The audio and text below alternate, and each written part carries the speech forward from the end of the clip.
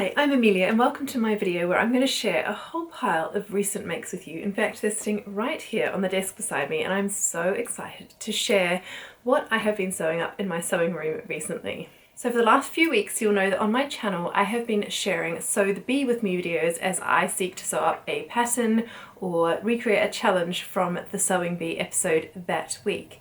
Now last week things got very busy in our household with the end of term and so I didn't get a chance to film that video. And this week I have actually sewn something inspired by the Sewing Bee, but I will be sharing that at the end of the video, so stay tuned for that one.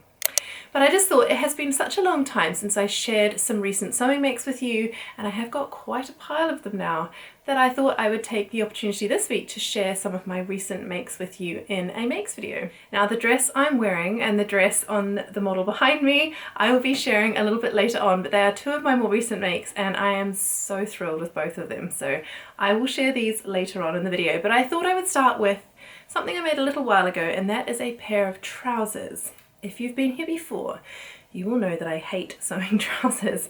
I find my body quite hard to fit. I have over 10 inches difference between my waist and hips, and so it can be quite hard to fit trousers. I certainly can never find a ready-to-wear pair that fit. But when Tilly and the Buttons came out with her Thea trousers, I knew I wanted to give them a go. They are a beautiful wide leg trouser that I thought would be perfect for the spring. And I thought they looked like they were a good starting point to jump off into learning to do some trouser fitting. So I did make a toile, and I think I've shared that on a previous video, but after that I wanted to have a go in this beautiful fabric that I picked up when I was on a recent trip to New Zealand. I knew I wanted to get this sewn up really quickly, didn't want it to sit in my stash, and when I bought it I knew I wanted to use it to make the Thea trousers. Now I had a lot of fun sewing up this pattern. I put a pattern on the pocket piece, I sewed that on with just some plain thread. I didn't have top stitching thread in a red colour, so I just used normal polyester thread on a slightly longer stitch length, and I also put a little label in the pocket here that says Sewist, and that was lots of fun to do. Now in terms of the size of these trousers, I sewed a size 3 at the waist, grading out to a sort of 4.5, almost 5 at the hip area. I played around a little bit with that, but the rise, everything else on these trousers worked out so well, and I'm really proud of this pair of trousers. I picked up a zip from the same shop, from Draper's Fabrics, that was the same sort of reddish colour as the denim, and I'm just really happy with how that all went in. Glad I toiled this one first actually and checked the fit, because it was good to just check the grading worked for me. And also gave me an opportunity to practice things like the zip fly and even putting on the waistband. I did add a Kylie in the machine label which says one of a kind, because these trousers really are made to fit my body, and I'm so thrilled with the way that they do fit. They are so comfortable. I made the cropped length trouser. They come as both a full length and a cropped length trouser, and I made the cropped length just for the spring summer season, and I love them. I don't wear a lot of trousers, and one of the problems I found with when I made these was that I don't have a lot of tops that really go well over trousers. So what I thought I would do is make a top. So the next make I'm going to share with you is actually a pattern that you can't get anymore, which is a shame. I have found a style art pattern, and forgive me, I can't remember the name off the top of my head, but I'll link it in the description box below, that has some similarities to this pattern, and this is the Marilla Walker Nautilus top. It's a pattern I've sewn before. I absolutely love the fit of it, and so I decided to make it again, and I had a remnant of this very lovely lightweight fabric in my stash. It's got a dobby spot, but it also has a sort of intricate lace detail in the fabric, and it's very light, so I do wear a slip or a vest top underneath this one because it is quite see-through. You can see exactly where the facing is here, but I absolutely love this pattern. It comes together so quickly, and it's the perfect use for a remnant. So this was just a remnant that I had left over in my stash. I had these buttons left over, 4 of those buttons, and I really love the crop length of this. It actually is more cropped than I've sewn it. I added another inch to the length of this just to sit over the top of my jeans, and I love it. So I made this to go with the Thea trousers, and I think they go so nicely together, but it also goes really well with some of my other skirts and things that I've got in my wardrobe already. I think a good old white or black top never go astray in the wardrobe, do they? So I'll pop a link, like I said, to the style art pattern I think it was that I found that's similar to this one. I think there's also a seam work pattern that has this V neckline. I love the sleeves on this one too, so I will try and find a pattern that is similar, because it's such a shame that she's not selling patterns anymore, because this is an absolute belter of a pattern. I love it. Now, speaking of skirts, another skirt that I made recently was from this fabric that I also picked up on my recent trip to New Zealand. I've been trying to make sure that when I buy fabrics and bring them into my stash, they get sewn up and out of my stash and into a garment as soon as I can, because I love them enough to buy them, so I really want to get them made up and worn.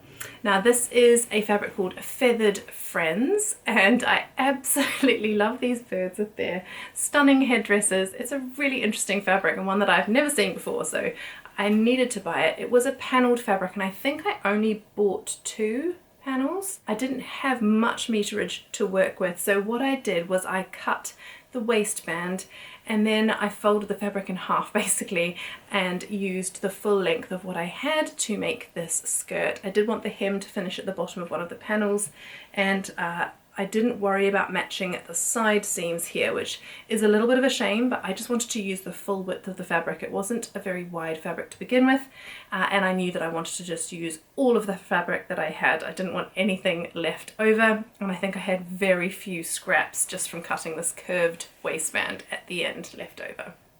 So the pattern I decided to base this skirt on was the Megan Nielsen Brumby skirt.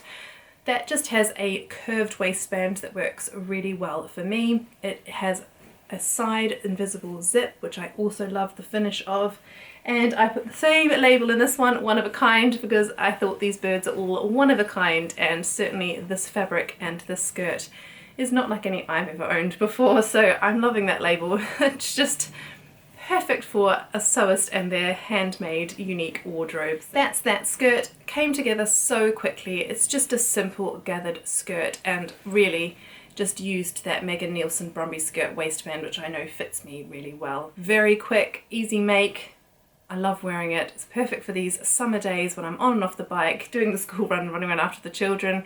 I think this is going to get a lot of wear over the summer, and I'm so glad to have this gorgeous fabric made up into a garment that I can wear all summer long. It also goes beautifully with that Nautilus top over the top, and another skirt that goes well with that Nautilus top is this Silvie skirt. Now, I have a video where I talk about the making process of this skirt and the pattern a little bit, so I will link that.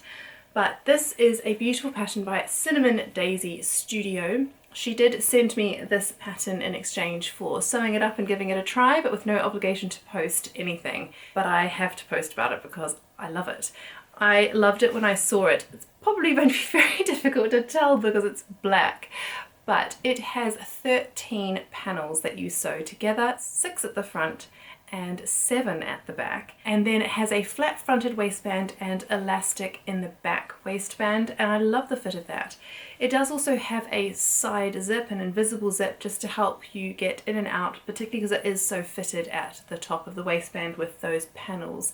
They are shaped so it gives the skirt a lovely A-line shape. It's beautifully swishy. I think it is called the Silvie Circle skirt because it does have a full circle skirt at the hem, so that was fun to hem that. I used bias binding actually to hem that circle skirt because I find that the easiest way to hem circle skirts, and the fabric I used was actually one I picked up at a fabric swap earlier in the winter, and I love it. I don't normally sew black garments, but this has been worn so much already this spring and summer. It goes with so many different tops in my wardrobe, little blouses. I've got a couple of Nautilus blouses, I've got a couple of vetiver tops by French Navy, I've got a couple of just ready to wear vest tops. It just goes with everything, and I really have found it such a versatile make, and I just love the swish of it. So much fun to wear. So that was a very successful make, and one that I am very glad to have in my wardrobe. Alright, so before I go on to some of the sewing bee makes, I thought I would mention what I'm wearing here today and what's on the mannequin behind me. Now, what I'm wearing actually is my make to go into the So Fruity challenge on the 30th of June. And I got this beautiful fabric from Claire, who loves red sews. It's a rifle paper viscose. It is such a beautiful fabric. I was so excited when I saw it on her D-Stash page. I bought it straight away, and I'm so excited to have it made up into the Nell Dress. Now this is the new sort of button down front dress by Tilly and the Buttons, new for this summer. I ummed and ahed between buying this one and the Fabric Godmother dress that is very similar. I think it's called the Fleur dress. Both of them have got a tie detail across the front. I just decided to make this one with buttons as I really liked the simplicity of that style feature rather than the ties. Now, Rifle Paper Company fabrics are often very narrow in width, and this one was no different. And because it was directional, I had to be very, very careful about how I cut the pattern out. I made the skirt as long as I could, and actually I love where it finishes. It's just below my knee, so it gives me really lovely coverage in the summer, and it's nice and swishy, a beautiful sort of oversized fit. Now, having said it's an oversized fit, it is oversized, and I also sized down one size from my measurements. My Tilly and the Button measurements put me in sort of a size 3 across the shoulders and the bust, size 4 in the waist and hips, but I just sized down to a size 3. I did wonder about sizing down to a size 2.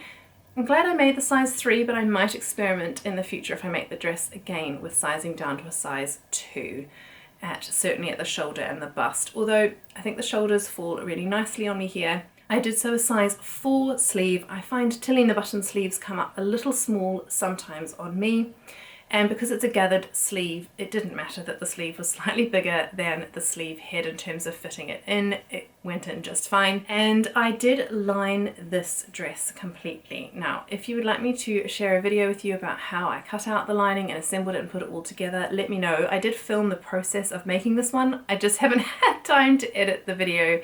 If you would like to see that though, let me know in the comments below, and I will happily edit that and get it up on YouTube so that you can all see how I went about fully lining the Nell dress.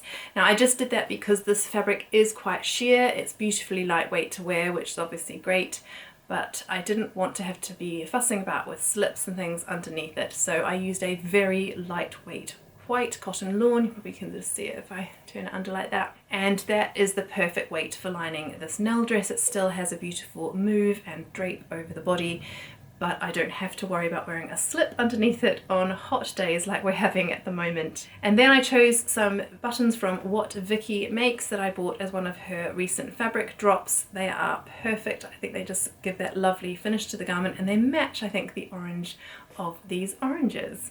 So this is my most recent make, I think, for myself, and I'm really enjoying it. It is more oversized than I probably usually choose to wear. I like things that are slightly more fitted at the waist, if I'm being completely honest, but actually I do like the way it looks, and it's certainly extremely comfortable on a hot summer's day, so I think this will get a lot of wear in my wardrobe over the summer months. Now, the next pattern was also given to me in exchange for a review, and I am in love with this pattern. From the moment that I saw Jo sew this one up on her Instagram, I think I messaged her straight away and said, oh my goodness, it is beautiful.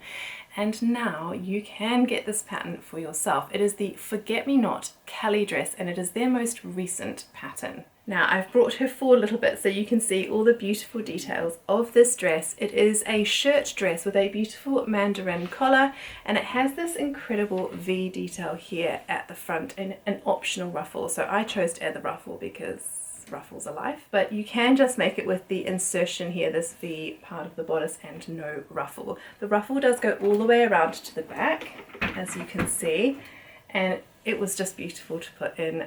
You sew it down here so that it sits really nicely on the body, and I love Jo's instructions. I've always loved working with Forget Me Not patterns because the instructions are so clear and detailed. I also love the way that at every step of the instructions she lets you know what the seam allowance is, which is so helpful because otherwise I find myself going back and double checking, because sometimes it does change. For example, I think when you put in the collar versus when you put in the ruffle and things. And on other patterns the same thing happens, but it's just so nice to be reminded at each step what the seam allowance is for the pattern that you're working with. Now, in terms of the fabric, I used a fabric that I bought as part of a Hey Sew Sister subscription box. I think this was summer last year actually, And I've kept, because I wasn't sure what exactly to make with it, came with these beautiful croissant buttons, and at the time I wanted a pattern that was going to incorporate the buttons into the finished make, and I didn't have the perfect pattern in mind. So when the Celli dress came along, I knew that was the one for me, and I got to use these beautiful croissant buttons down the front. Now in terms of the size that I made, Forget Me Not patterns are fantastic in terms of their size range. They have different bust options, small, medium and large, and then they have waist and hip measurements, which are very inclusive, and I just love the fact that you can really get the fit so perfect to your particular body shape. So I sewed a size 36 across the bust here and across the shoulders. I graded out to a 38 across the waist and hips, and then I used the size 38 sleeves as I thought they would suit me or fit me better. And the fit is so beautiful. It is beautifully fitted across my chest and my waist with room to move, so it's perfect in the summer. The only thing I did to the pattern was to extend the skirt by 6 inches. There are 2 skirt options. One is a short skirt and one is a knee-length skirt.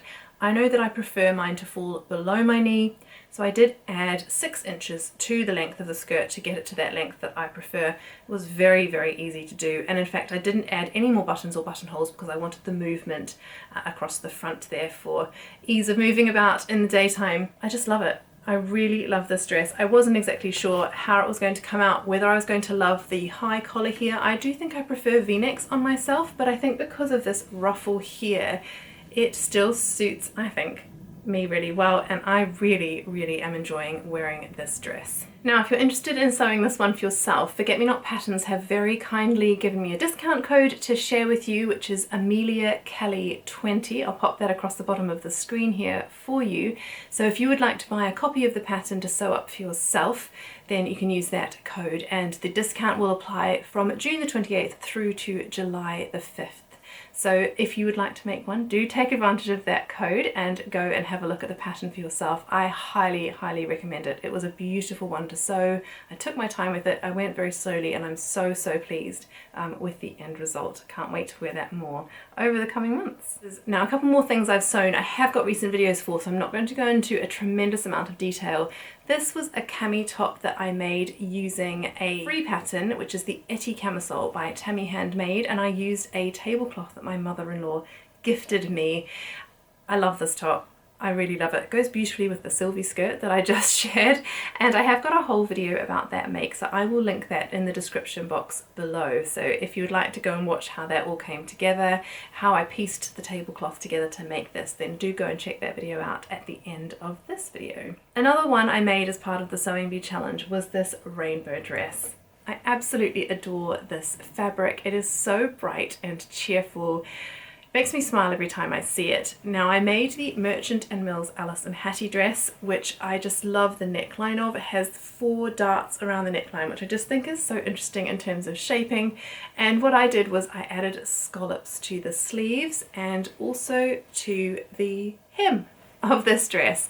Now, Merchant & Mills dresses do come up on the large side, and I looked at the finished garment measurements before choosing to make a size down from my actual measurements.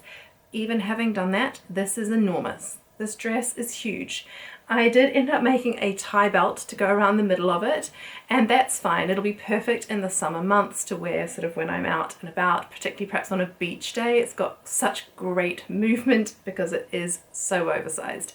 But if I do make this pattern again, and I would love to because I love the shape of the neckline, I will be sizing down. It's enormous. I could quite happily take it in by at least 1 inch or 2 inches on each side and still have room to move. So it's slightly disappointing that it is so very, very oversized, but you live and you learn. It's nice to try new patterns. I will remember that when I make future Merchant & Mills garments, that they are so oversized. The fit is actually fine on the shoulders. I mean, they're slightly too big, but it really is around the waist that it's huge. Doesn't matter though, I have a tie to bring it in if I need to, and like I said, I love the fabric so much that I will be wearing this one a lot. Now, the next few garments are things that I have made for my daughter recently, and the first thing I made for her was the little Rosy Cheeks mizzle dress. Now, I tested this pattern for Victoria when she first released it, and I absolutely love it. It's actually the perfect garment for using up little bits of fabric, remnants that you've got from dressmaking projects that you've done if you've got a little girl in your life, or if you know a little girl to sew for. It's the perfect dress, and actually I would love this one to be in adult sizes. I would wear this dress very happily. It is a drop sleeve sort of t-shirt sewn in a knit fabric, and then you attach that with this sort of little overhang here to a woven fabric for the skirt. Now this is just a cotton fabric that I used to make my boys some shorts, and I had a little bit left over. And this is a jersey that I used to make my daughter a nightie last summer, and I had some left over, and again some ribbing left over from a jumper that I made myself. So it's all scraps and bits and bobs from my stash. Again, with these pockets and with the hem, I lined them with rickrack that I had in my stash because I just thought that gave it a nice little touch. And she calls this her gardening dress because the top has got little bunny rabbits and wheelbarrows and things in it. Such a sweet, sweet dress. I love the fit of it. Now, my daughter is about to turn 5, and I think I sew her the size 4 because it is, again, an oversized fit, and the size 4 works really well for her. I just think it's such a sweet pattern. Very, very perfect for a play dress in the summer months, so that will be well worn, I think, these holidays. Now, recently I shared that I bought the Tilly and the Buttons Mini Makes book.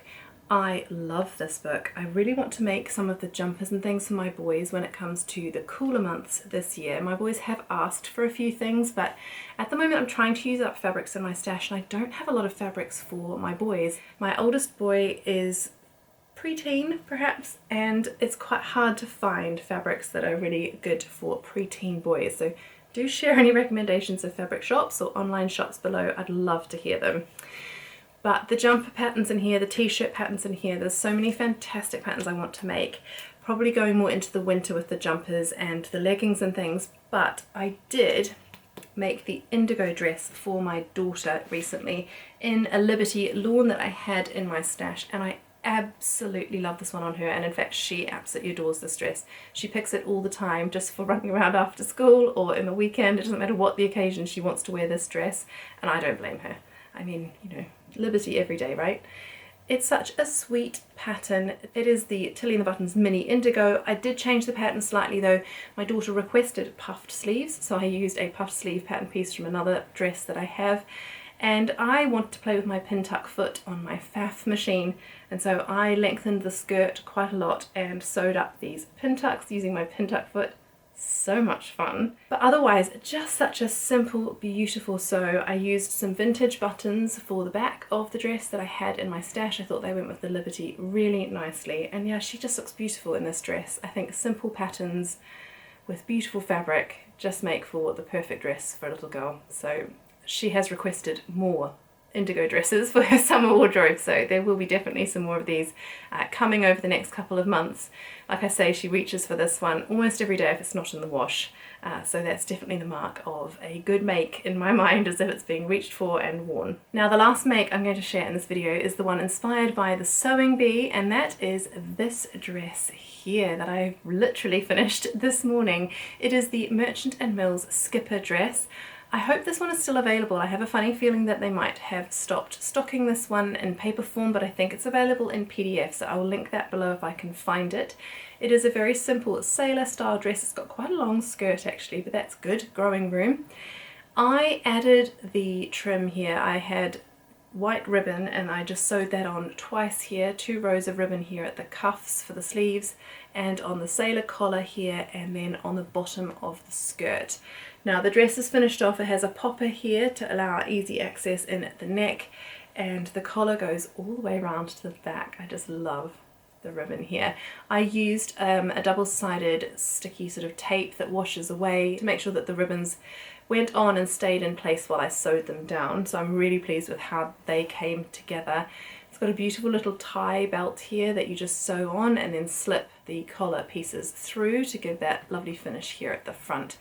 Now this was inspired by the bee because this week's challenge for Children's Week was to recreate a childhood outfit. Now I never had a sailor style dress, but I've been seeing quite a few of them in beautiful children's wear shops on the high street, and Princess Charlotte wore one in the Trooping of the Colour Parade recently, and I just thought they were so beautiful. So I wanted to recreate one for my own daughter, and I had this pattern. I had the ribbon in my stash, I had this chambray in my stash from a swaps table, and so I just thought I needed to give it a go and sew her a little sailor dress. So if I can get pictures, I'll pop some in of her wearing this little dress.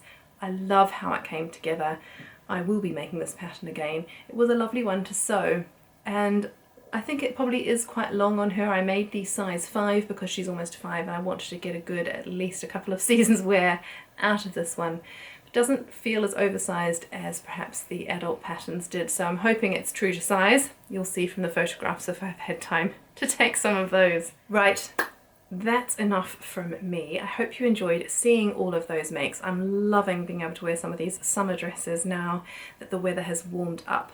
Don't forget to take advantage of my code. That is Amelia Celli 20, and I'll pop a link to the pattern below in the description box if you're interested in getting your hand on this gorgeous pattern and any of the other patterns and fabrics that I've mentioned in the video. If I can, I will link the fabrics and the patterns and all the other details below in the description box, so do click into that below. And also, if you'd like to, leave a comment below which of those makes was your favorite, and let me know if you're going to make the Celli dress as well. Right, that's it from me. There's a lot in that video. I hope you enjoyed seeing all of those lovely makes. I certainly enjoyed making them and sharing them with you all. I hope you have a lovely week ahead full of lots of lovely summery sewing for yourselves, and I will see you very soon in another video. Goodbye.